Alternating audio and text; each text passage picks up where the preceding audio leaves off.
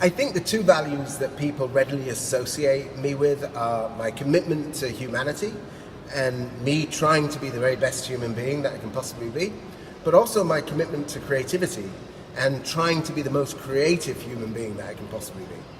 In addition to that, I get a real kick out of being part of a high-performing team that drives significant business results.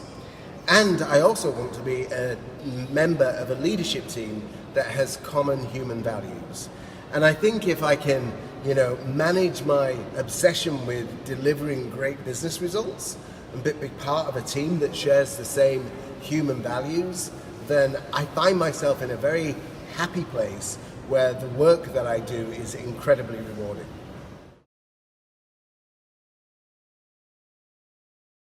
I think it's important that every leader recognizes some universal truths that everybody is searching for in terms of their work. We all want to be empowered to do the very best work of our careers. We all want to feel that we're a valued member of a team.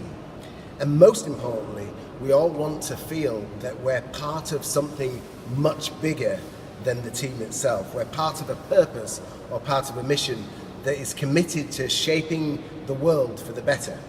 And I think as a leader, if you can recruit a team and make them feel empowered to do the best work of their careers and make them feel part of a greater narrative that is mission driven, then you can get incredible performance results out of the team.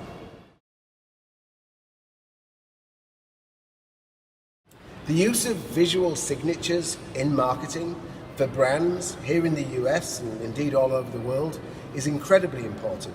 In fact, we are at the cusp of moving from verbal communication to visual communication. If you think of the use of video, if you think of the use of emojis, if you think of the powerful brands around the world that have created visual color palettes or visual brand signatures, it's really important that if anybody is designing any marketing program, you think hard about the use of distinctive visual signatures, either in film or in graphics or through the logo. I can't stress enough the importance of being really, really clear about the visual language that you as a brand or an organization have a right to own.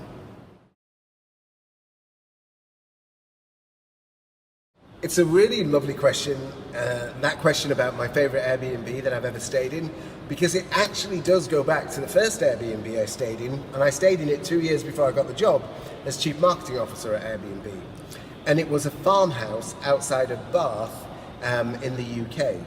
And the reason why it was so special is it was a couple of my girlfriend's 40th birthdays, and I've known these women for like a couple of decades, and I said to both of them, I could either buy you another trinket that you will wear for a weekend and then put in a drawer and we'll never see again, or I can actually create this wonderful experience where you can invite all of your friends to stay in this wonderful farmhouse and I'll cover the cost of the farmhouse and we can have a collection of experiences for your 40th birthday that we'll never forget.